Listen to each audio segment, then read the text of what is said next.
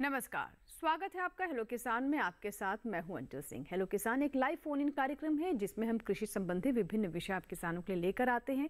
उन पर होती है विस्तृत चर्चा और साथ ही जैसा कि कार्यक्रम का नाम है हेलो किसान, यानी आपकी कॉल्स को भी हम कार्यक्रम में शामिल करते हैं।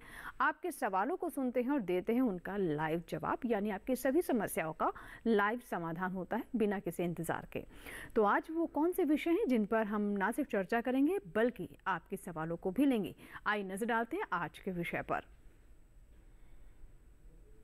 आज का हमारा पहला विषय रबी फसलों में खरपतवार नियंत्रण और साथ ही हम बात करेंगे मोटे अनाज की खेती पर।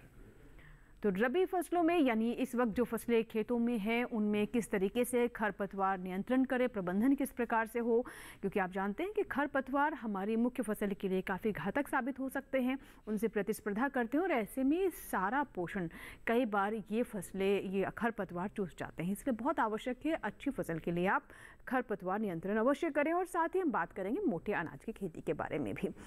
2 हमारे टोल फ्री नंबर हैं जिसके माध्यम से आप हमें संपर्क कर सकते हैं। 1800-113060। दूसरा नंबर नोट कर लें 1800-113061। टोल फ्री यानी इन पर आपका कोई शुल्क नहीं लगेगा। इसके अलावा हमें व्हाट्सएप के माध्यम से भी आप संपर्क कर सकते हैं। हमारा व्हाट्सएप नंबर नोट कर लें 8800520717। व्हाट्सएप पर आप अपने सवाल टेक्स्ट कर सकते हैं, आप चाहें तो हमें वॉइस मैसेज भेज सकते हैं, कोई तस्वीर भेजना चाहें तो वो भी व्हाट्सएप में संभव है। और इसके साथ ही आप हमें ईमेल भी कर सकते हैं, यानी आप चाहें तो व्हाट्सएप या फिर कॉल का माध्यम ना अपनाकर ईमेल का तरीका भी अपना सकते हैं। hellokisan2015@gmail.com ये हमारा ईमेल आईडी है जिस पर आप अपने सवाल भेज सकते हैं। कुछ बुनियादी बातें हैं जिसका आप अवश्य ध्यान रखें, यानी जब आप कॉल करें तो इस बात को सुनिश्चित कर लें कि आप नेटवर्क क्षेत्र में हो, ऐसी जगह से फ़ोन करें जहाँ पर बहुत ज़्यादा शोर ना हो ताकि आपके सवाल को हम स्पष्ट सुन सकें। व्हाट्सएप करते हुए अपनी पूरी बात को लिखें, कम शब्दों में ज़्यादा बातों को कहने का प्रयास करें, अपना नाम अपने क्षेत्र का नाम अवश्य मेंशन करें और इसी बात का ध्यान आप ईमेल में भी रखें। और अपने दर्शकों से एक बार फिर से ये कहेंगे कि कोशिश ये करें कि आप अपने सवाल स्पष्ट रूप से हम तक पहुंचाने का प्रयास करें ताकि उन्हें जल्द समझकर तुरंत उनका समाधान दिया जा सके। तो आज हमारे साथ कार्यक्रम में 2 मेहमान उपस्थित हैं, विषय विशेषज्ञ, जो कि आज दोनों विषय से जुड़े हुए सवालों के जवाब देंगे। उनसे आपकी हम मुलाकात करवा देते हैं। हमारे साथ है डॉक्टर राजवीर शर्मा। सर बहुत बहुत स्वागत है आपका कार्यक्रम में। और आप प्रधान वैज्ञानिक हैं सस्य विज्ञान संभाग IARI पूसा नई दिल्ली में। और हमारे दूसरे मेहमान हैं डॉक्टर राकेश कुमार गंगवार। आप हमारे साथ डिजिटल प्लेटफॉर्म पर जुड़े हुए हैं और आपसे जो आज का जो दूसरा विषय है यानी मोटे अनाज की खेती उस पर हम बात करेंगे। और आप वरिष्ठ वैज्ञानिक हैं आनंद कृषि विश्वविद्यालय आनंद गुजरात से। तो दोनों विषयों के बारे में हमने जानकारी दे दी। दोनों विषय विशेषज्ञ हमारे साथ अगले 1 घंटे तक कार्यक्रम में उपस्थित रहेंगे आपके सवालों के जवाब देने के लिए और साथ ही दोनों विषय से जुड़ी हुई महत्वपूर्ण बातें भी आप तक पहुंचाएंगे। तो आपके कॉल्स, आपके व्हाट्सएप सवाल और आपके ईमेल्स के सवालों का हमें इंतजार रहेगा। कार्यक्रम की शुरुआत करते हैं और आज का जो पहला विषय है उस पर हम सबसे पहले कुछ जानकारियां प्राप्त कर लेते हैं। तो सबसे पहले डॉक्टर राजवीर, मैं आपसे समझना चाहूँगी, जो हम खास तौर पर रबी फसलों में खरपतवार नियंत्रण की बात कर रहे हैं, रबी फसल यानी गेहूं है, कुछ सब्जी फसलें भी हैं, दलहन है जैसे चना है, मसूर है, प्याज भी है, इसके अलावा आलू की भी जो लेट से बोई जाने वाली फसलें हैं और जो वेराइटी है वो भी एक फसल है। तो इन फसलों में अगर कोई, मैंने किसी फसल का नाम नहीं लिया तो वो भी आप बता दीजिएगा, खरपतवार नियंत्रण कितना महत्वपूर्ण है? देखिए, इस मौसम की सबसे मुख्य फसल है गेहूं जी। गेहूं कुछ किसान भाइयों ने जिन्होंने दिसंबर के फर्स्ट वीक में लगाया है वो इस समय तक भी खरपतवारों का नियंत्रण रसायनों के माध्यम से कर सकते हैं जी। लेकिन जिन किसान भाइयों ने नवंबर में लगाया है, उनकी 2 महीने की फसल हो गई गेहूं की, तो वो रसायनों की वजह से ना प्रयोग करें, निराई गुड़ाई द्वारा खरपतवार निकाल सकते हैं। जी जी। उसके साथ साथ जैसे जिन किसान भाइयों ने जिनकी 40 दिन की फसल हो गई है, 45 की होगी, 50 दिन की भी जिनकी गेहूं की फसल हो गई, वो खरपतवार नाशी का प्रयोग कर सकते हैं। बिल्कुल। और किसान भाइयों को ये ज्ञान होना चाहिए कि कम से कम 3 प्रकार के खरपतवार गेहूं की फसल में आते हैं, जिसमें घास में गुल्ली डंडा आता है, जंगली जई आती है, दूब आता है, और चौड़ी पत्ती वाले खरपतवार में बथुआ है, खरबथुआ है, कृष्णनील है, हिरणखुरी है और कचरा है, मालवा परवी फ्लोरा जिसको बोलते हैं। कृष्ण नील है, ये सब चौड़ी पत्ती वाले खरपतवार हैं। और जंगली पालक भी चौड़ी पत्ती वाला मुख्य खरपतवार है गेहूं का। और तीसरी प्रकार के है नरकट खरपतवार। इनका किसानों को ज्ञान होना चाहिए, क्योंकि मार्केट में जो दवाइयाँ मिलती हैं वो विशेष खरपतवारों को मारने के लिए मिलती हैं। कुछ दवाइयाँ हैं घास जाति को मारती हैं, कुछ चौड़ी पत्ती वालों को मारती हैं, कुछ दोनों को मारती हैं। तो किसान भाइयों का खर्चा बचेगा, तो ऐसी दवाई लें। अगर किसान के खेत में दोनों परिवार के खरपतवार हैं तो वह ऐसी दवाई का चुनाव करें। जी बिल्कुल, देखिए यही आवश्यक होता है, क्योंकि आप किसान भी बाजार जाते होंगे, खरपतवार नियंत्रण के लिए आपको अलग अलग तरह के रसायन, दवाएं आदि मिल जाती होंगी, लेकिन कौन सी फसल में किस तरह से प्रबंधन करना है, कौन सी दवा किस खरपतवार पर कितनी कारगर है, आपको दवा इस्तेमाल करने की आवश्यकता भी है यानी वीडिसाइड जिसे हम कहते हैं, या फिर नहीं, ये आपको एक विशेषज्ञ कृषि वैज्ञानिक ही बता सकते हैं। इसीलिए हम इस कार्यक्रम के माध्यम से सीधे आपका संवाद करवाते हैं हमारे कृषि वैज्ञानिकों से।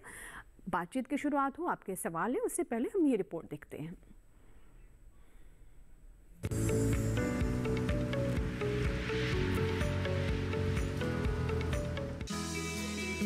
इस समय खेतों में रबी फसलें लगी हैं।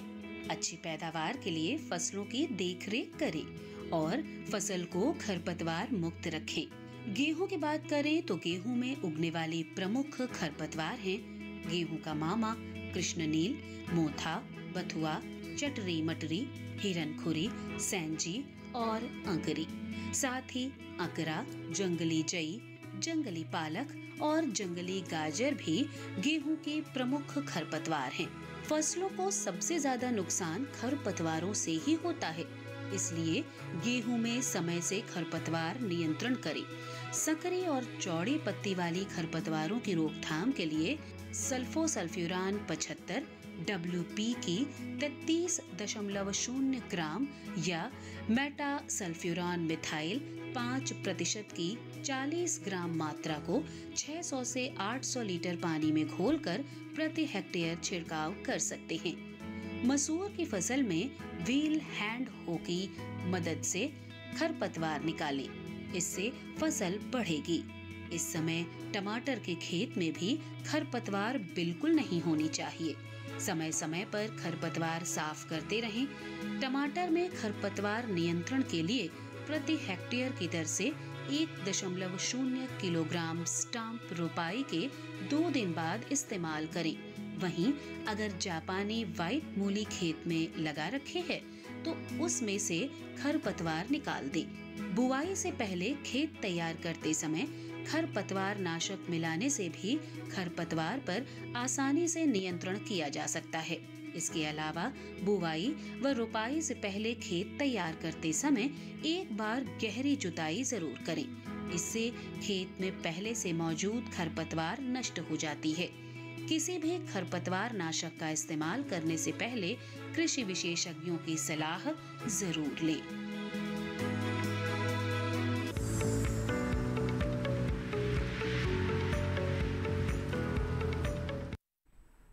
तो अभी हमने आपको बताया कि कौन कौन से खरपतवार हो सकते हैं, और हमने अपनी रिपोर्ट के अंत में भी कहा कि कृषि वैज्ञानिकों की सलाह ज़रूर लें। और ये मंच इसी के लिए है, जो भी आपको सलाह चाहिए वो ज़रूर आप हमारे जो विशेषज्ञ हैं उनसे आप मार्गदर्शन ले सकते हैं। और हमारे दूसरे मेहमान हैं डॉक्टर राकेश कुमार गंगवार जी। सर, आप मुझे सुन पा रहे हैं? आप तक मेरी आवाज़ पहुँच पा रही है? हाँ बिल्कुल, जी सर, आज हमारा दूसरा विषय है मोटे अनाज की खेती। और अच्छी बात यह है कि अब किसान इसे काफ़ी गंभीरता से ले रहे हैं। पहले ये होता था कि जहाँ कोई फसल का समय नहीं है, कोई फसल नहीं हुई, चलो कोई मोटे अनाज ही बो देते हैं, लेकिन अब इसे व्यावसायिक तौर पर अपना रहे हैं, गंभीरता से अपना रहे हैं। और बहुत सवाल भी आते हैं कि ये फसल कैसे लें, ये फसल कैसे लें।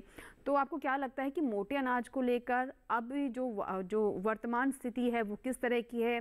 क्या हमारे किसान इसको लेकर और सजग हुए हैं, और फिर से इसका रकबा भी बढ़ता हुआ हम देख रहे हैं? बिल्कुल, बहुत अच्छी बात कही है आपने। मोटे अनाज जिन्हें हम मिलेट भी कहते हैं जी, इनकी खेती हमारे देश में हरित क्रांति से पूर्व काफी विस्तार में होती थी। लेकिन जैसे जैसे हमारे यहाँ अनाज की मांग बढ़ी और अनाज की मांग के साथ साथ हरित क्रांति में गेहूं की उन्नत किस्में आई, चावल की काफी अच्छी किस्में आई, तो इनका धीरे धीरे विस्तार बढ़ा और जो हमारे मोटे अनाज है उनका विस्तार थोड़ा सा कम हुआ।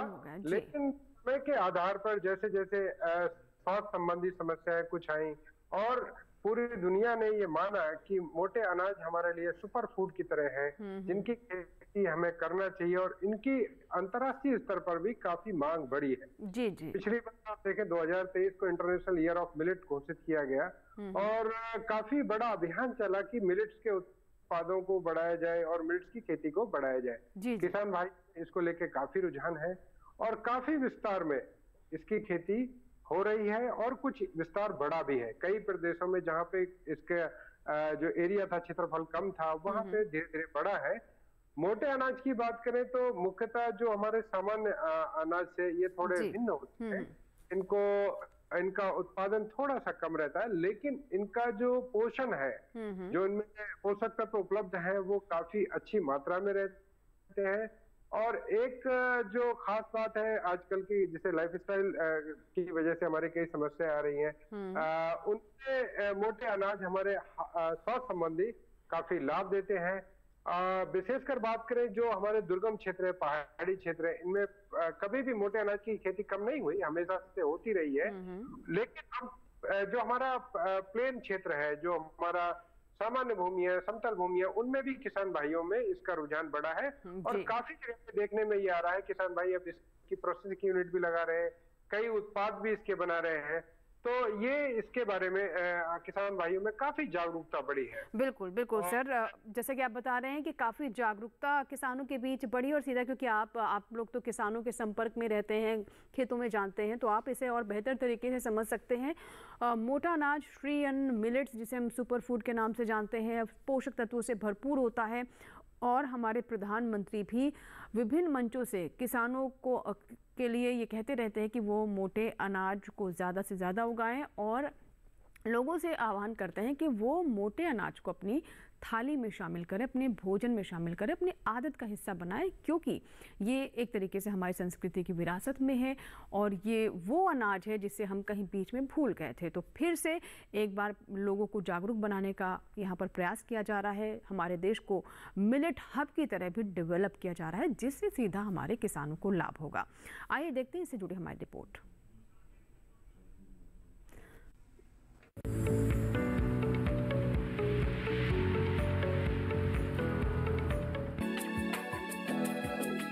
मोटा अनाज यानी मिलेट्स जलवायु प्रतिरोधक क्षमता वाली फसलें हैं, जिनकी खेती 131 देशों में की जाती है। इन मोटे अनाजों में बाजरा, ज्वार, रागी, कामनी, कोदो, कुटकी, चीना, सावा, ब्राउन टॉप मिलेट, टेफ मिलेट और फोनियो मिलेट शामिल है। बुआई की बात करें तो रागी बोने के लिए 10 से 12 किलो बीज 1 हेक्टेयर के लिए काफी रहते हैं, जबकि कोदो बोने के लिए 8 से 10 किलो बीज 1 हेक्टेयर के लिए काफी रहेंगे। रागी बोते समय पंक्ति से पंक्ति की दूरी 20 से 25 सेंटीमीटर और पौधे से पौधे की दूरी 10 सेंटीमीटर रखें। वहीं कोदो बोते समय पंक्ति से पंक्ति की दूरी 25 से 30 सेंटीमीटर और पौधे से पौधे की दूरी 10 सेंटीमीटर रखें। बात अगर किस्मों की करें तो रागी की फुले कसारी KOPN 942 किस्म महाराष्ट्र में लगाने के लिए अच्छी है। रागी की बिरसा मारुआ 3 किस्म झारखंड में लगाने के लिए बेहतर है। GN 8 किस्म गुजरात में लगाने के लिए और वेगवती VR 929 सभी राज्यों में लगाने के लिए अच्छी किस्म है।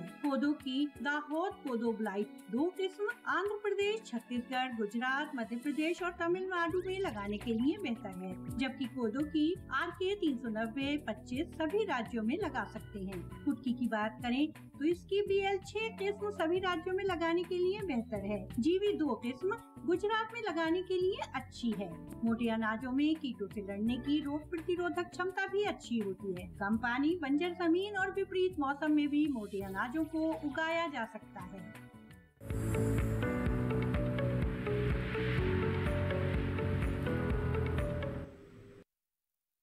तो भी आपने रिपोर्ट देखी जिसमें हमने आपको बताया ज्वार, बाजरा, रागी, कोदो, कुटकी, ये तमाम मोटे अनाज हैं, मिलेट्स हैं, श्री अन्न हैं, जिन्हें हमारे किसान अब अपना रहे हैं और इससे बने हुए तरह तरह के उत्पाद भी आप बाज़ार में उपलब्ध है, जिसे आप और हम बहुत चाव से खाना पसंद करते हैं, बहुत चाव से उसे ख़रीदते हैं और अपने भोजन में शामिल करते हैं। और अब हमें इंतज़ार है आपके सवालों के। जो भी आपके सवाल हैं, चाहे वो श्री अन्न से जुड़ा हुआ हो या फिर जो रबी फसलें हैं उनमें होने वाले खरपतवार से संबंधित कोई भी समस्या है, कोई भी सवाल है, आप हम तक पहुंचा सकते हैं। और कुछ हमारे पास व्हाट्सएप सवाल आए हैं, तो सर बारी बारी से ये व्हाट्सएप सवाल भी हम ले लेते हैं। और हमारे पहले ये जो दर्शक है जिन्होंने सवाल भेजा, अजय कुमार सिंह है, बरेली से इन्होंने प्रश्न भेजा है। पश्चिमी उत्तर प्रदेश के लिए काली सरसों की आपके संस्थान की अधिक उपज वाली कौन सी वैरायटी हो सकती है, जानना चाहते हैं। और साथ ही ये भी इनका सवाल है कि क्या इसे ये ऑनलाइन मंगा सकते हैं या फिर कोई कांटेक्ट नंबर हो जिसे वो संपर्क कर सकें। ये जो है हमारे संस्थान में कई वैरायटी इनसे पूसा मस्टर्ड है, 25 से 28 हैं वो, लेकिन वो टाइमली सोइंग वैरायटी हैं। अब तो लेट हो गया सर उसके लिए, अब तो काफ़ी लेट हो गया, अगले साल ही यूज़ कर सकते हैं। अगले साल ही जी। और हमारे संस्थान में जो है जेनेटिक्स डिवीज़न में आकर के संपर्क कर सकते हैं जी जी। और अच्छी वैरायटीज़ भी उपलब्ध हैं, तो वो अपने हिसाब से उनका चुनाव कर सकते हैं। जी जी बिल्कुल। तो अगले साल ही, अभी तो काफ़ी लेट हो गया, अब लेट वैरायटी वाली भी सरसों अब नहीं ले सकते हैं। अब तो समय चला गया जी तो बिल्कुल। सरसों पीले सर अब गेहूँ से जुड़ा हुआ है सवाल हमारे दर्शक का। ये हमारे दर्शक हैं सुरेश कुमार, झुंझुनू राजस्थान से, और ये बताते हैं कि इन्होंने गेहूं की HD 3226 बीज लेना चाहते हैं, तो ये कहाँ से प्राप्त हो सकते हैं। और फिर अगला सवाल ये है कि क्या ऑनलाइन मंगवा सकते हैं। नहीं, देखिए ऐसा है, गेहूं की वैरायटी का जो बीज है, जैसे सब लोग जानते हैं कि नवंबर के महीने में गेहूं की बुआई होती है, तो किसान भाई सितंबर से ही जो है अपने बीज का अरेंजमेंट करने लग जाते हैं। तो ये वैरायटी पूसा की है, आपको उपलब्ध हो जाएगी, लेकिन उससे पहले आप अगस्त सितंबर में हमारे संस्थान से संपर्क करना पड़ेगा और उसी हिसाब से बीज आपको उपलब्ध हो जाएगा। जी बिल्कुल। अभी भी कुछ और मेरे पास व्हाट्सएप सवाल हैं सर, उन्हें भी हम कार्यक्रम में शामिल करेंगे, लेकिन फिलहाल अभी वक्त हुआ एक छोटे से ब्रेक का। ब्रेक के बाद भी दोनों इन विषयों पर हमारी चर्चा जारी रहेगी। आपके हम व्हाट्सएप सवाल, ईमेल और साथ ही कॉल्स लेते रहेंगे, कहीं मत जाइएगा। आज हम बात कर रहे हैं रबी फसलों में खरपतवार नियंत्रण की और साथ ही मोटे अनाज की खेती पर।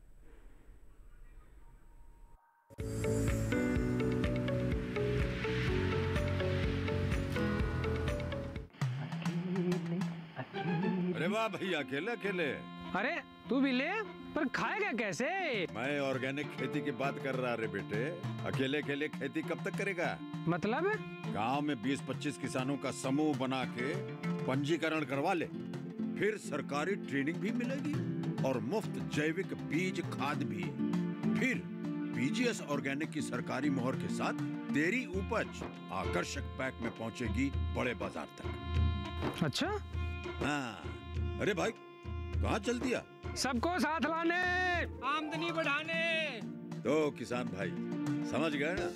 साथ मिलकर ऑर्गेनिक खेती कीजिए, अपनी परंपरा को आगे बढ़ाइए, ज्यादा मुनाफा कमाइए। माटी से प्रेम की परंपरा है परंपरागत खेती।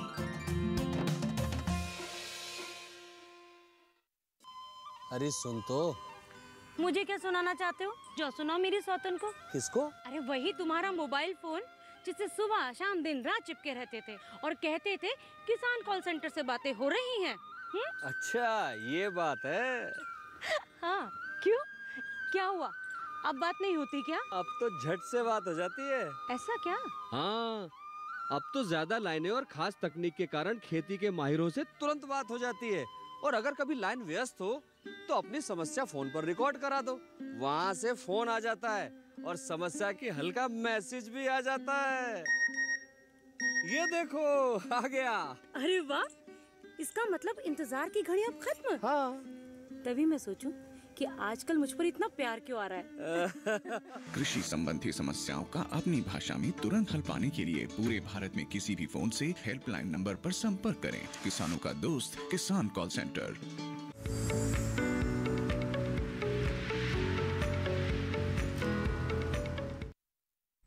ब्रेक के बाद एक बार फिर आपका स्वागत है। आप देख रहे हैं हेलो किसान। आज हम बात कर रहे हैं रबी फसलों में खरपतवार नियंत्रण की और साथ ही जानकारी दे रहे हैं कि कैसे करें आप मिलेट्स की यानी मोटे अनाज श्री अन्न की खेती।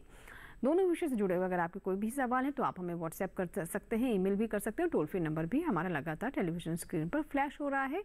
तीनों तरीके हैं आपके लिए, जो भी आपके लिए सुविधाजनक हो, बस आप फ़ोन उठाएं या फिर व्हाट्सएप करें या फिर ईमेल करें और अपने सवाल हम तक पहुँचाएँ।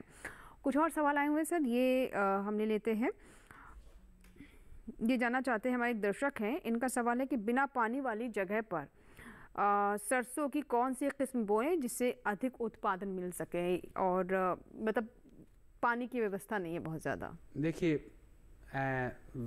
विशेष किस्में बरानी क्षेत्र के लिए हैं सरसों की, लेकिन सरसों में तो पानी वैसे ही कम लगता है, बिल्कुल। 1 या 2 पानी से सरसों हो जाती है। ज़्यादा विस्तृत जानकारी के लिए, किस्मों के लिए आप हमारे संस्थान के अनुसंधान जेनेटिक्स डिवीज़न से संपर्क कर सकते हैं, और अभी काफ़ी टाइम है अगले साल के लिए, तो आप वहाँ आकर के जो ज़्यादा बरानी क्षेत्र के लिए उपयुक्त किस्म है वो उसका आप चुनाव कर सकते हैं। जी बिल्कुल। अब ये सवाल डॉक्टर राकेश आपके लिए है, हमारे दर्शक हैं और इनका नाम है राजेश मिस्त्री, ये झारखंड के रहने वाले हैं। इनका कहना है कि इनके खेत में साल भर पानी भरा रहता है, तो क्या ऐसी स्थिति में भी किसी तरह की फसल ले सकते हैं? क्या कोई मोटे अनाज की फसल को ऐसे खेत में उगाया जा सकता है, और अगर ऐसा संभव है तो कौन से? सामान्यतः जो मोटे अनाज है उनके लिए जो हमारा पानी का निकास की व्यवस्था बहुत आवश्यक है। अगर अनाज की खेती करना चाहते हैं तो ये ऐसी फसलें जो वर्षा आधारित जी बहुत ज्यादा पानी की आवश्यकता नहीं होती। जी बिल्कुल नहीं होती। तो मेरा, अगर आपको अच्छा उत्पादन लेना है तो आपको पहले तो ड्रेनेज की व्यवस्था, जो जल निकासी की व्यवस्था एक करनी पड़ेगी। लेकिन अगर आपको संभव नहीं है तो बजाय मोटे अनाज के मैं तो यही कहूंगा आप धान की खेती धान ले लें। बिल्कुल बिल्कुल अच्छा है वो जरूर। मैं एक बारी यहाँ किसान भाइयों को बताना चाहता हूँ, झारखंड के किसान हैं और इन्होंने कहा कि इनके खेत में हमेशा पानी भरा रहता है। जी। तो झारखंड और बिहार का आपस में संपर्क है, तो बिहार में सिंघाड़ा बहुत होता है और मखाना की खेती भी होती है। जी। तो सिंघाड़ा आप उगाइए और सिंघाड़े से पहले धान ले लीजिए और धान से पहले मखाना भी ले सकते हैं। तो तीनों तरह की फसल पानी की हैं, तो उसका भरपूर उपयुक्त आप जो है अपनी जमीन का उठा सकते हैं। जी। अब सरसों से जुड़ा हुआ सवाल एक और आया सर। अब अच्छी बात यह है कि सरसों की खेती से जुड़ा हुआ सवाल नहीं है, ये जानना चाहते हैं हमारे दर्शक, नाम इन्होंने नहीं लिखा है, कि सरसों की फसल को खरपतवार से कैसे बचाएं। देखिए, सरसों की खेती के लिए अगले साल के लिए आपको मैं बताता हूँ कि जब सरसों की बुआई करें तो सरसों के बीज के अंदर खरपतवारों के बीज नहीं होने चाहिए, क्योंकि खरपतवार के बीज कुछ जैसे सत्यानाशी का बीज काला रंग का होता है, सरसों के बीज से बिल्कुल मिलता जुलता होता है, उसका विशेष ध्यान रखें। दूसरा, जब सितंबर या अक्टूबर के फर्स्ट या सेकंड वीक में जब आप सरसों की बुआई करें तो बुआई के 1 या 2 दिन बाद पेंडिमिथिलिन दवाई है उसका आप जो है 1 किलो मात्रा 2.5 एकड़ के लिए आप लें, शुद्ध मात्रा पेंडिमिथिलिन 1 किलो प्रति हेक्टेयर की दर से 500 लीटर पानी में घोल बना करके है आप सरसों की बुआई के 1 या 2 दिन के अंदर खेत में समान रूप से उसका छिड़काव करें। जी। तो उससे आपके खरपतवार जमेंगे ही नहीं। अगर ये दवाई ना मिले तो दूसरी दी है ऑक्साडाइजोल दवाई भी आती है, वो कम मात्रा में प्रयोग होती है, 50 ग्राम मात्रा उसकी लीजिए और जो है 2.5 एकड़ के लिए आप उसको घोल बनाएं और ऑक्साडाइजोल टॉप स्टार जिसको बोलते हैं वो भी बुआई के 1 या 2 दिन बाद आप प्रयोग कर सकते हैं। इन दवाइयों में से किसी एक दवाई का चुनाव आपको करना है और जो है आपके खरपतवार बोने से पहले ही नष्ट हो जाएंगे। जी बिल्कुल। अब एक सवाल मिलेट से जुड़ा हुआ है और सर ये हमारे दर्शक हैं और इनका सवाल ये जानना चाहते हैं कि मिलेट्स के लिए बाज़ार कहाँ से उपलब्ध हो और मार्केट लिंकेज कैसे हो सकता है मिलेट से बने हुए उत्पादों का, और इसके लिए क्या सरकार किसी तरह की कोई मदद करती है। ये सचिन है हमारे दर्शक जिन्होंने पुणे महाराष्ट्र से सवाल भेजा है, व्हाट्सएप सवाल है। बहुत अच्छा प्रश्न है सचिन भाई आपका, क्योंकि मिलेट्स में अब तक तो थोड़ा सा बाजार की उपलब्धता की समस्या रहती थी, लेकिन पिछले काफी समय से जो हमारे हर जिले में कृषि विज्ञान केंद्र हैं हमारे जिले का कृषि विभाग है जो महाराष्ट्र में, जहां वो पुणे में है, वहां पे बहुत ही बढ़िया काम चल रहा है और उनके मार्फत से भी वो बाजार में इसकी बिक्री कर सकते हैं। साथ में कृषि विज्ञान केंद्रों ने एक और बीड़ा उठाया है काफी जगह पे पिछली साल को देखते हुए कि वो इसके सह उत्पाद भी बना रहे हैं। तो उनसे आप संपर्क करें, कृषि विज्ञान केंद्र से आपके, वहां से आपको पूरी जानकारी इस विषय में मिल जाएगी।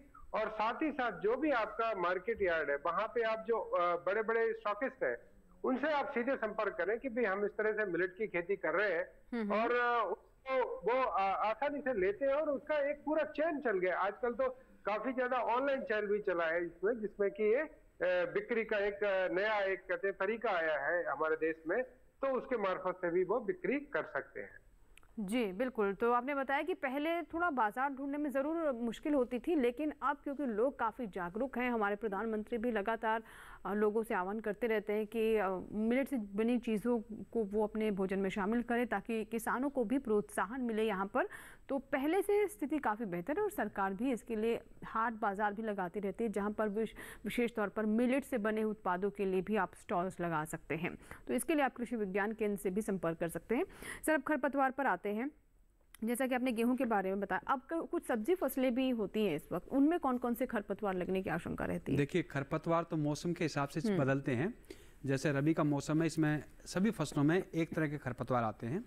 लेकिन अब रही मान लो प्याज की बात है, जिन किसान भाइयों ने अपनी नर्सरी तैयार कर रखी है, उन्होंने मेरे ख्याल से रुपाई का समय जनवरी का महीना होता है, रुपाई के टाइम पे वो जो है अगर किसी खरपतवार नाशी का प्रयोग करके प्याज की फसल में खरपतवार नियंत्रण कर सकते हैं।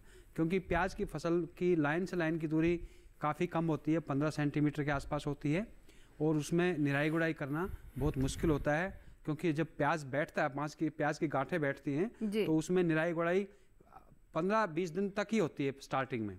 उसके बाद निराई गुड़ाई करने से गांठ बैठ नहीं पाती हैं और मोटा प्याज बनता नहीं है। तो किसान भाइयों को मैं यही बताऊंगा कि आप जो है प्याज की फसल में रसायन का प्रयोग करें।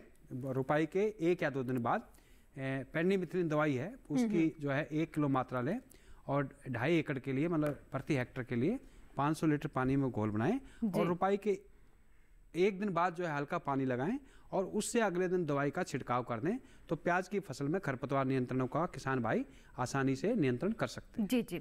राकेश जी, मैं आपके पास आना चाहूँगी। डॉक्टर राकेश हमारे साथ लगातार बने हुए, जो कि श्री अन्न पर हमें जानकारी दे रहे हैं। सर, अभी तक हम जो हमारा मुख्य विषय है यानी इसकी खेती, इस पर नहीं आ पाए, इससे जुड़ी हम बात नहीं कर पाए क्योंकि बहुत सारे सवाल हमारे दर्शकों के साथ ही साथ आ रहे हैं।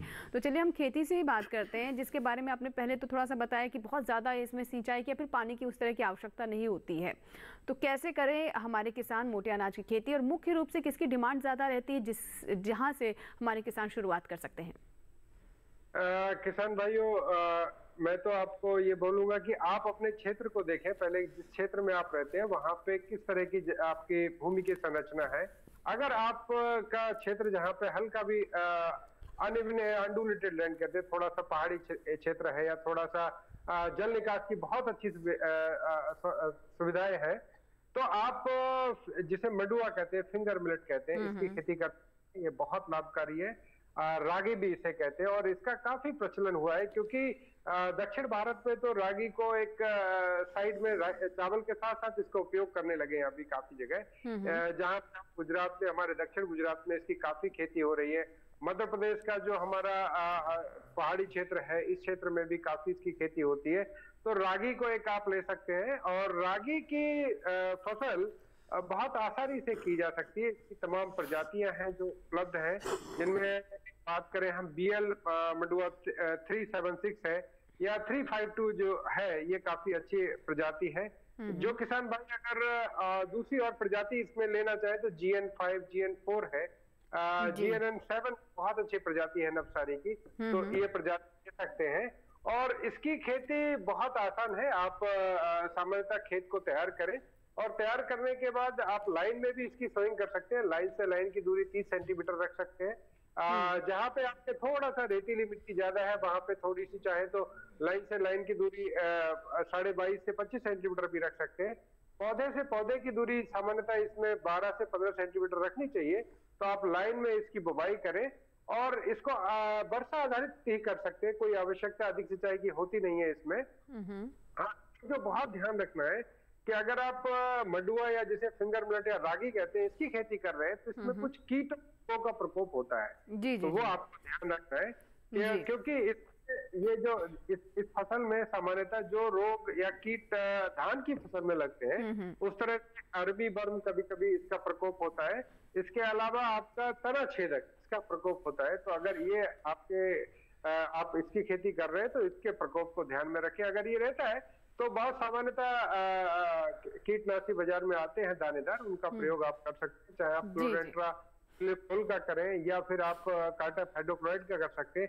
इसके अलावा एक रोग है इस फसल में, जो रागी की फसल में मुख्य रोग है वो है ब्लास्ट रोग। ये धान में आता है, लेकिन ये जो मैग्नापोर्थी नाम का फंगस है या फफूंद जिसे कहते हैं, ये रागी की फसल को काफी नुकसान करता है। तो ये ध्यान रखें, इसकी पहचान करें। जैसे आपकी रागी की फसल तैयार होती है और उसमें हल्के हल्के पिन पॉइंट के पूरे कलर के धब्बे बने और ये धब्बे बड़े हो जाते हैं और आप देखें तो जैसे डायमंड शेप कहते हैं जिसे, इस तरह के धब्बे ये बड़े होने लगते हैं। तो अगर ये लगे तो आप तत्काल प्रभाव से उसमें कोई ना कोई जो फफूंदनाशी है इनका छिड़काव करें। फफूंदनाशी में आप जो आजकल सामान्यतः उपलब्ध है बाजार में, कार्बनडाजिम 12%, मैनकोजेब 63%, ये मिश्रित फफूंदनाशी आता है। इसकी 1.5 से 2 ग्राम मात्रा प्रति लीटर पानी की दर से इसका छिड़काव करके उसको समय पे नियंत्रित कर सकते हैं। किसान भाई, हम जब मोटे अनाज की खेती करते हैं तो उसमें बीज उपचार नहीं करते। तो मेरी आपसे निवेदन है कि जब कभी भी आप कोई भी मोटी फसल करें, चाहे आप मंडुआ ले रहे हैं, रागी या फिर काकू ले रहे हैं या कोदो ले रहे हैं या कुटकी ले रहे हैं, तो जो भी आप मोटे अनाज की फसल करें उसमें बीज उपचार करके ही उसकी बुवाई करें। बिल्कुल बिल्कुल सर, बहुत सारी बातें आपने बताई। अब हमें थोड़ा सा रुकना होगा, यहाँ पर ब्रेक का टाइम हो गया है, लेकिन ब्रेक के बाद भी तमाम जो जानकारी दे रहे हैं वो हम फिर से आपसे जानने का प्रयास करेंगे। बहुत सारे दर्शक हमें लगातार व्हाट्सएप सवाल, ईमेल कर रहे हैं, उन सवालों को भी हम कार्यक्रम में शामिल करेंगे। आप कहीं मत जाइएगा। आज हम बात करें रबी फसलों में किस तरीके से खरपतवार नियंत्रण करें और साथ ही श्री अन्न मिलेट या फिर कहें मोटा अनाज की खेती किस प्रकार की जा सकती है। अपने प्रश्नों के साथ तैयार है। होगी मुलाकात छोटे से ब्रेक के बाद।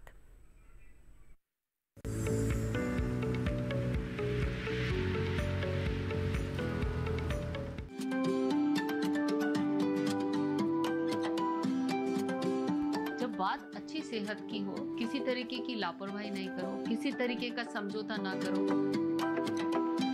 ना बरतें लापरवाही, लक्षणों को पहचानें और लें डॉक्टर की सलाह। चाहे बीमारी दिल की हो, दांतों की हो या दिमाग की हो, खुद से इलाज ना करें, खुद से कोई भी दवाई ना खाएं, डॉक्टर के पास जाएं, अपनी जांच कराएं और अपना पूरा इलाज करवाएं और अपना ख्याल रखें। कार्यक्रम जो देगा सलाह भी, मार्गदर्शन भी। मोबाइल उठाएं, नंबर मिलाएं 1800113060 या 1800113061।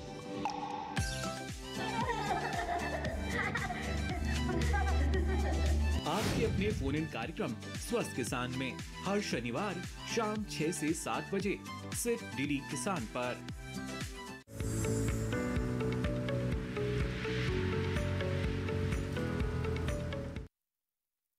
ब्रेक के बाद एक बार फिर आपका स्वागत है। आप देख रहे हैं हेलो किसान। आज हेलो किसान में हम बात कर रहे हैं रबी फसलों में खरपतवार नियंत्रण की, साथ ही कैसे करें आप मोटे अनाज की खेती। अगर आपके कोई भी सवाल है तो आप हमारे टोल फ्री नंबर या फिर आप हमारे व्हाट्सएप नंबर पर भी अपने सवाल भेज सकते हैं। टेक्स्ट के माध्यम से भेजिए, यानी टेक्स्ट मैसेज भेज सकते हैं, या फिर आप अपनी आवाज़ रिकॉर्ड कर वॉइस मैसेज भी हम तक पहुंचा सकते हैं व्हाट्सएप सवाल में। और कुछ हमारे पास व्हाट्सएप सवाल आए हुए हैं, सर कुछ ईमेल भी आए हैं तो हम जल्दी से ले लेते हैं। और हमारे एक दर्शक हैं, ये सर जानना चाहते हैं, ये राहुल हैं बरेली से, और कहते हैं कि गेहूं का मामा, एक जो खरपतवार है, ये इनकी गेहूं की फसल में हो गया है, क्या करें? राहुल जी, सबसे पहले तो ये बताइए कि आपकी गेहूं की फसल कितने दिन की हो गई? ये तो सर अभी व्हाट्सएप सवाल है, तो नहीं बता पाएंगे। मान लो सपोज अगर मान लो 2 महीने की होगी या 1.5 महीने की हो गई है, तो गेहूं के मामा, जिसको हम फैलरस माइनर कहते हैं, गुल्ली डंडा भी कहते हैं, पंजाब में कणकी कहते हैं, मंडूसी भी कहते हैं, कई नाम से लोग स्टेट में अलग अलग स्टेट में बोलते हैं। तो उसके नियंत्रण करने के लिए एक दवाई आती है सल्फोसल्फोन।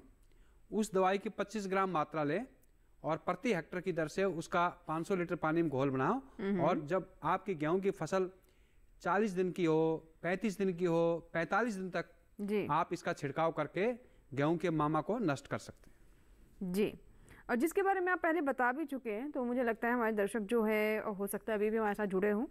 सर, एक हमारे दर्शक हैं, ये मोटे अनाज से जुड़ा हुआ एक सवाल का जवाब जानना चाहते हैं, और टनकपुर ज़िला चंपावत उत्तराखंड से है, अनिल कुमार नाम है इनका। ये जानना चाहते हैं कि मोटे अनाज की खेती करना चाहते हैं, यहाँ कौन कौन से अनाजों की वो खेती कर सकते हैं। यानी टनकपुर ज़िला जो है, टनकपुर और ज़िला चंपावत जो है उत्तराखंड का, वहाँ पर मोटे अनाज में कौन कौन से अनाजों का चुनाव करें वो खेती के लिए? बहुत अच्छा प्रश्न है। टनकपुर शारदा नदी के किनारे बसा हुआ एक बहुत अच्छा एरिया है, क्षेत्र है, और थोड़ा सा वहाँ की जो भूमि है वो थोड़ा हल्का पहाड़ी क्षेत्र भी है और प्लेन भी, दोनों है।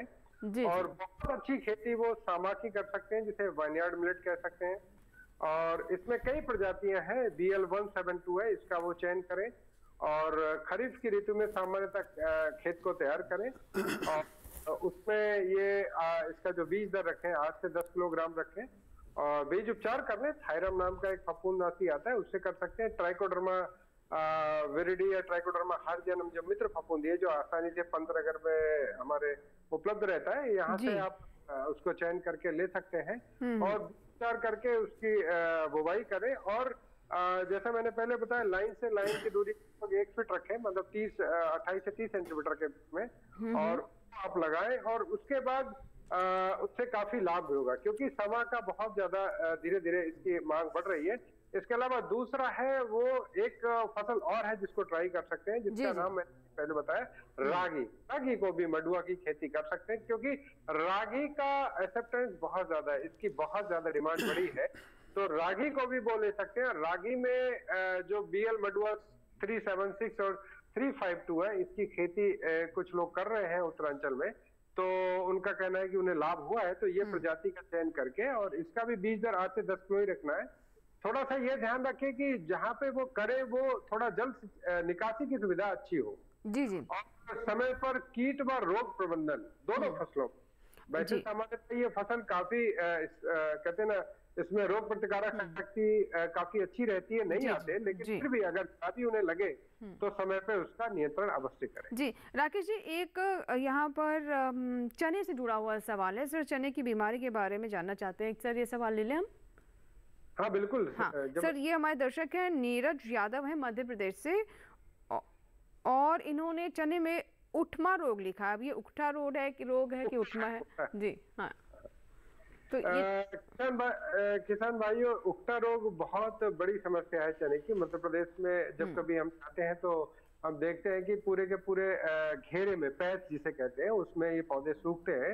उकटा रोग के नियंत्रण के लिए सबसे जरूरी है कि आप जो प्रजाति का चयन कर रहे हैं वो प्रजाति रोग रोधी होनी चाहिए। जी जी। तो आप इसमें एक J335 रहती है, प्रजाति है, अवरोधी है, कानपुर की प्रजाति, वो भी काफी अच्छी है। लेकिन काफी क्षेत्र में जो हमें जिसे डालर वाला चना कहते हैं या बड़ा चना कहते हैं, चने की भी खेती होती है। तो ऐसे जहां पे भी आप करें चने की खेती, तो एक तो चयन करें रोग रोधी प्रजाति का जिसमें उपलब्ध है। दूसरा, बीज उपचार अवश्य करें। बीज उपचार में आप ट्राइकोडर्मा विरिडी ले सकते हैं, ट्राइकोडर्मा हार्जियनम ले सकते हैं, बाजार में आसानी से उपलब्ध है, और उसकी 8 से 10 ग्राम मात्रा प्रति किलो बीज की तरह से उसको लगाएं, और उसके बाद उसकी बिजाई करें। बिल्कुल। और जैसे कि आप बीज उपचार के बारे में, मिलेट्स में भी आपने कहा कि बीज उपचार जरूर करें, तो अब तो हम देखते हैं कि हमारे जो कृषि वैज्ञानिक है लगभग सभी फसलों में कहते हैं कि बीज उपचार को बिल्कुल भी नज़रअंदाज ना करें, उसे आप अवश्य करें। कई उपचारित बीज भी मिलते हैं, लेकिन उसके बाद भी आप उन्हें अपने स्तर पर भी उपचारित कर सकते हैं। सर, एक सवाल है, ये खरपतवार से जुड़ा हुआ है, राजू कुमार है, उत्तर प्रदेश से है ये, और ये कहते हैं कि गेहूं की बुआई इन्होंने 16 दिसंबर को कर ली थी, और पहली सिंचाई 14 जनवरी को हो गई। उसके बाद बटूरी एक खरपतवार है जो बड़ी मात्रा में इनकी फसल में, गेहूं की फसल में आ गए। क्या बिल्कुल सही बात है, इन्होंने लेट बिजाई की है गेहूं की, और अच्छा है 14 जनवरी को उन्होंने पहला पानी लगा दिया, और आज 22 जनवरी है, तो लगभग जो है किसान भाई खेत में जा सकते हैं। और जो खरपतवार जमने वाले हैं वो जम भी गए होंगे। तो अब आप जो है सभी खरपतवारों को मारने के लिए, जिसमें आपके बटोरी भी आ जाएगी, आप एक दवाई आती है सल्फर सल्फ्रोन 25 ग्राम जो मैंने पहले बताई जी। अब सल्फर सल्फ्रोन और मेट सल्फ्रोन दवाई दोनों आती हैं, उनका एक मिश्रण आता है, सल्फर सल्फ्रोन 20 ग्राम और मेट सल्फ्रोन 4 ग्राम। तो इन दवाइयों को मिश्रण करके भी कुछ कंपनियां दवाइयां मिलाती हैं। वो दवाई आप दोनों को मिला करके 1 हेक्टेयर के लिए, मतलब 2.5 एकड़ के लिए मैं बोल रहा हूँ, आप ये 20 ग्राम सल्फर सल्फ्रोन 4 ग्राम सल्फर मेट सल्फ्रोन दोनों को मिक्स करके 500 लीटर पानी में घोल बनाओ और समान रूप से 2.5 एकड़ क्षेत्र में आप इसका छिड़काव कर दें। अभी आपकी 14 जनवरी को पहला पानी लगाया आपने, आप 22 जनवरी हो गई, तो करीब 10-12 दिन का टाइम आपको मिल गया, 8-10 दिन का। तो आप 2 दिन 4 दिन और बाद आप ले सकते हो, जिससे सारे खरपतवार जम जाएंगे और खड़े खरपतवारों को ये दवाई छिड़कने से सारे खरपतवार आपके नष्ट हो जाएंगे। जी सर, अभी एक और हमारे पास सवाल आया है और ये भी खरपतवार से जुड़ा हुआ है, तो साथ ही साथ ये भी ले लेते हैं। और ये हमारे दर्शक हैं बंटी गोपालगंज बिहार से। ये कहते हैं कि इन्होंने जो फसल ली है, जौ की फसल ली है और उसमें गुल्ली डंडा खरपतवार आ गया। हालांकि इन्होंने कहा है कि रोग लग गया, लेकिन ये खरपतवार ही है। हाँ, गुल्ली डंडा तो खरपतवार है, रोग नहीं है। इससे कैसे बचाव करें? खरपतवार को भी लोग रोग ही बोलते हैं। जी जी, कोई बात नहीं। उसमें ऐसा है, देखिए जैसे मैंने बताया कि गेहूं में गेहूं और जौ की फसल ऑलमोस्ट रसायनों के माध्यम से एक ही है। जौ की फसल में गुल्ली डंडा आता है, जंगली जई भी आती है और वही खरपतवार आते हैं जो धान गेहूं की फसल में आते हैं। जी जी। तो उसके लिए मैंने जो पहले बताई सल्फर सल्फ्रोन दवाई है, उसकी 25 ग्राम मात्रा आप लें और 2.5 एकड़ के लिए, और मतलब 1 हेक्टेयर का मतलब है, और 500 लीटर पानी में घोल बना करके। लेकिन अगर आपकी जौ की फसल 2 महीने से ऊपर की हो गई है तो आप रसायन का प्रयोग ना करें। उससे क्या फसल को नुकसान हो जाएगा? नहीं, नुकसान नहीं, उसमें असर कम होगा। अच्छा, क्योंकि जब फसल बढ़ जाती है तो जो खरपतवार होते हैं तो लाइन से लाइन के बीच में होते हैं, तो खरपतवारों तक दवाई जो है नहीं पहुंचती, छिड़काव ढंग से नहीं होता और दवाई जो का वेस्ट हो जाता है, किसान भाई का खर्चा हो जाता है, लागत बढ़ जाएगी। हाँ, लागत बढ़ जाती है। तो इसीलिए रसायनों की छिड़काव का एक निश्चित समय है। भाई गेहूं की फसल है तो 40 दिन तक जा सकते हो आप, 45 दिन तक जा सकते हो। अगर 60 दिन की है, 70 दिन की है तो छिड़काव का कोई फायदा नहीं होगा। इसी तरीके से अगर जौ की फसल आपकी 40 दिन की है, 45 दिन की है तो रसायन का प्रयोग करें, अन्यथा आप निराई गुड़ाई द्वारा आप खरपतवार निकाल सकते हैं। जी, अब एक सर हम सवाल ले लेते हैं राकेश जी। ये मोटे अनाज से जुड़ा हुआ है, हमारे दर्शक हैं एक राजस्थान से, रामकरण नाम है इनका, और ये जानना चाहते हैं कि क्या रागी की खेती में नैनो यूरिया का इस्तेमाल किया जा सकता है? सर पहले तो मैं यही जानना चाहूँगी कि क्या हम मिलेट्स में यूरिया का इस्तेमाल करें, क्या इसकी आवश्यकता रहती है? क्योंकि कहते हैं बहुत ज़्यादा पोषक तत्वों की भी आवश्यकता नहीं होती इन फसलों में। तो ये रामकरण है हमारे दर्शक, इन्हें थोड़ा सा बताएं सर। सामान्यतः आपने बिल्कुल ठीक कहा। जो हमारे मोटे अनाज हैं इनमें नाइट्रोजन की जो आवश्यकता है काफी कम रहती है जी। और इस जो 30-20-20 का अनुपात सामान्यतः रखते हैं। 30 किलोग्राम नाइट्रोजन प्रति हेक्टेयर की दर से 20 किलोग्राम फास्फोरस और 20 किलोग्राम पोटास। और काफी जगह क्षेत्र में हमारे यहाँ पोटास की उपलब्धता ठीक रहती है, तो पोटास किसान भाई नहीं भी डाले तो भी चलता है। तो मैं तो ये कहूंगा नैनो यूरिया की आवश्यकता नहीं है। जब आप बुवाई कर रहे हो उस वक्त एक हल्का सा थोड़ा सा प्रयोग करें, चाहे वो अमोनियम सल्फेट का प्रयोग कर सकते हैं, यूरिया का थोड़ा सा, बहुत प्रति हेक्टेयर की बात करें तो वो 10 से 12 किलो या 15 किलो तक डाल सकते हैं, ज्यादा नहीं डालें। लेकिन जैसे वो थोड़ा सा फुटान आए उसमें, उस वक्त एक थोड़ा सा प्रयोग और कर सकते हैं। हाँ, जहां तक बात रही नैनो यूरिया की, तो मैं नहीं समझता उसकी आवश्यकता है। जी जी जी, बिल्कुल। चलिए सर, ये बहुत अच्छी बात आपने बताई। बहुत सारे जो हमारे दर्शक हैं उनके जो भी दिमाग में रहा होगा कि कौन कौन से पोषक तत्व हैं, यूरिया डालने की आवश्यकता है कि नहीं। कई बार हम किसानों को देखते हैं कि लगभग सभी फसलों में वो यूरिया डालने की सोच लेते हैं। अब हम एक सवाल ले लेते हैं सर, ये खरपतवार नियंत्रण से जुड़ा हुआ है और राजेश कुमार है राजस्थान से हमारे दर्शक। ये जानना चाहते हैं कि नैनो यूरिया को खरपतवार नाशी दवा के साथ मिलाकर क्या इस्तेमाल किया जा सकता है? क्या इससे ज़्यादा अच्छे परिणाम मिलेंगे? क्या ये ज़्यादा प्रभावी कॉम्बिनेशन हो जाएगा? राजेश जी, जैसे आपने नैनो यूरिया की बात की, नैनो यूरिया पर काम जो है हमारे संस्थानों में कुछ ही फसलों पे हो रहा है और अभी ये जो है इसके साथ रसायनों का, विशेषकर हर्बिसाइड्स का, शाकनाशी का प्रयोग या कीटनाशी का प्रयोग या फंजीसाइड का प्रयोग का मिश्रण पे अभी कोई खास अनुसंधान नहीं हुआ है। जी जी। हाँ, जिस तरीके से यूरिया के साथ पहले शाकनाशी मिला देते थे, तो नैनो यूरिया एक अलग तरीके का जो है माध्यम है नाइट्रोजन फर्टिलाइजर देने का। जी जी बिल्कुल। तो मतलब कुल मिला के ये आप एक्सपेरिमेंट ना ही करें तो बेहतर हाँ है। ना, अभी ये हम सलाह नहीं देंगे कि भाई, क्योंकि कभी कभी क्या होता है कि हम जो शाकनाशी हैं, जो हर्बिसाइड्स हैं, अगर कभी कभी ऐसा भी देखा गया है कि एक हर्बिसाइड के साथ दूसरे हर्बिसाइड को अगर मिला देंगे और छिड़काव कर देंगे तो नुकसान, फसल में फायदे की बजाय काफी नुकसान हो जाएगा। जी, जी, जी। तो हर रसायन की कंपेटेबिलिटी हर खाद के साथ नहीं हो सकती, हर रसायन की कंपेटेबिलिटी हर रसायन के साथ नहीं हो सकती। जी जी बिल्कुल। तो ये जो हमारे विशेषज्ञ कहें, इसे आप ज़रूर ध्यान में रखें। फिलहाल वक्त है एक और छोटे से ब्रेक का।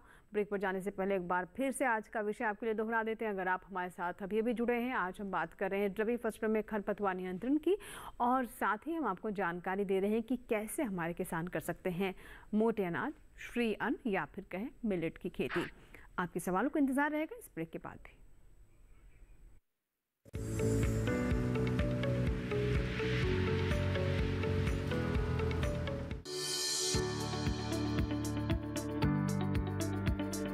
कृषि और पशुपालन है एक दूसरे के पूरक। घर आंगन से लेकर व्यावसायिक फार्म तक, मुर्गी पालन से लेकर रेगिस्तान के जहाज तक, बीमारियों से अब पशुपालक ना हो परेशान। विशेषज्ञ करेंगे आपकी समस्या का समाधान। जुड़िए हमसे, पूछिए अपने सवाल। ईमेल के जरिए भी आप हमारे साथ जुड़ सकते हैं। हमारी ईमेल आईडी है ddkisanapc@gmail.com। हमारे टोल फ्री नंबर हैं 1800-113060 और 1800-113061। देखिए अपना पशु चिकित्सक हर रविवार शाम 6:30 बजे दूरदर्शन किसान चैनल पर।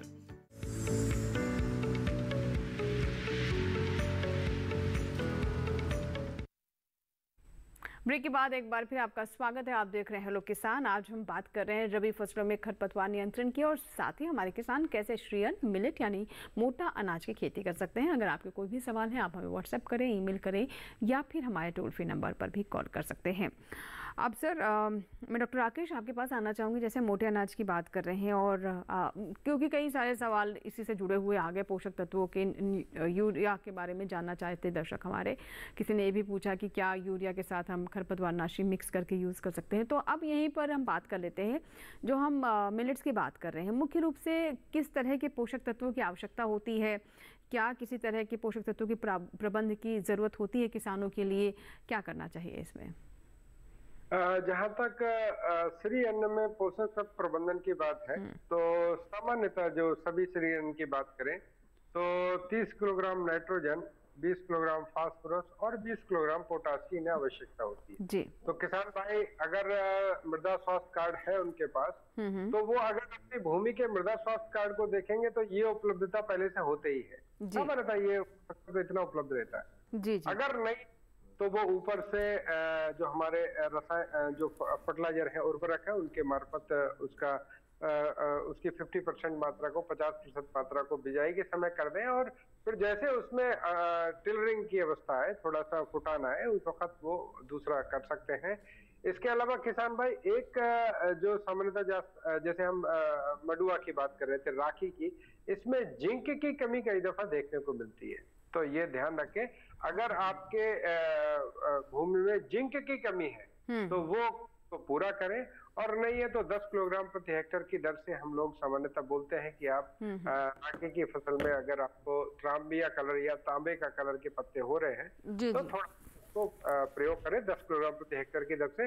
तो बस इतना ही उसका अगर हम प्रबंधन कर लेते हैं तो जो हमारे श्री अन्न है उनकी उपज बहुत अच्छी होती है। जी तो बिल्कुल डॉक्टर राकेश, जैसे कि आपने जिंक की बात की और अक्सर हम देखते हैं कि सूक्ष्म पोषक तत्व जो माइक्रो न्यूट्रिएंट्स है उसे हम उतना महत्व नहीं देते, हालांकि अब चीज़ें बदल रही हैं और हम ये भी जानते हैं कि इनकी मात्रा बहुत कम लगती है, लेकिन वो थोड़ी सी भी मात्रा एक फसल के लिए बहुत महत्वपूर्ण है। तो इसके बारे में क्या कहना चाहेंगे, खास तौर पर मिलेट्स के संबंध में?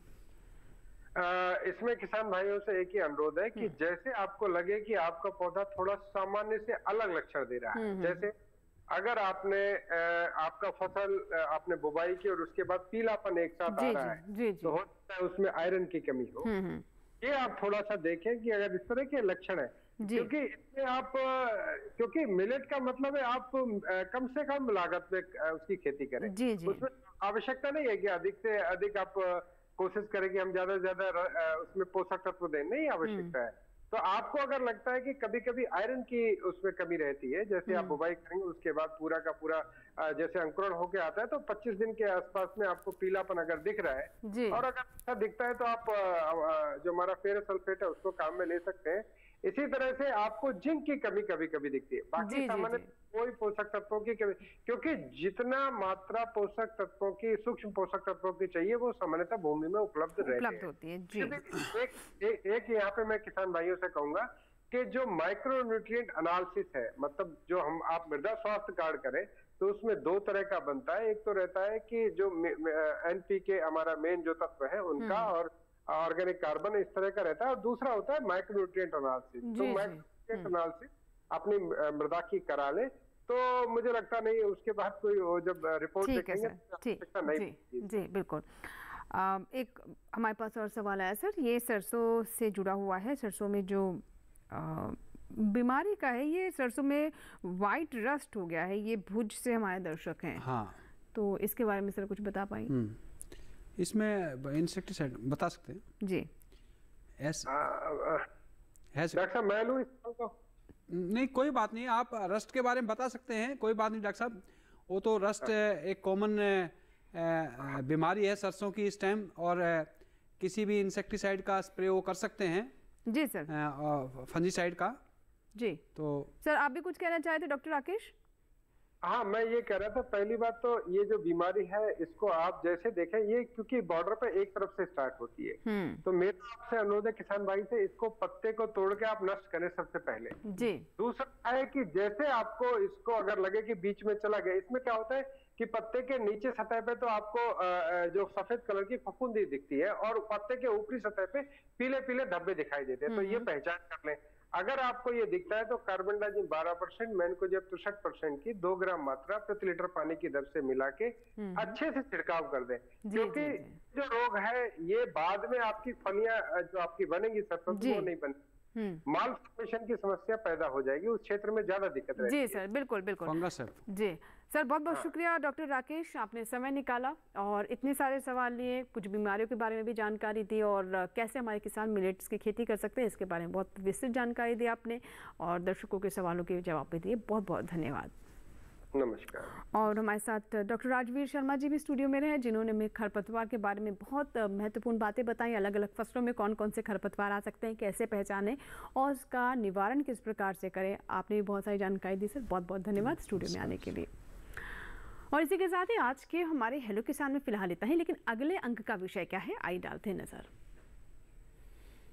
अगले अंक का हमारा विषय है कृषि में टिकाऊ खेती का महत्व, और साथ ही हम बात करेंगे एलोवेरा की खेती के बारे में। आपके कोई भी अगर आप सवाल हैं तो आप हमें पहले से ईमेल कर सकते हैं, जिन्हें हम कार्यक्रम में शामिल करेंगे। हमारा ईमेल आईडी नोट कर लें, hellokisan2015@gmail.com। आप हमारे टोल फ्री नंबर पर भी कॉल करके अपने सवाल रिकॉर्ड करवा सकते हैं, यानी कार्यक्रम के बाद भी नंबर आपके लिए उपलब्ध है 1800-113060। सोमवार से शनिवार सुबह 6 बजे से रात 10 बजे के बीच में कॉल करें और अपने सवाल रिकॉर्ड करवाएं।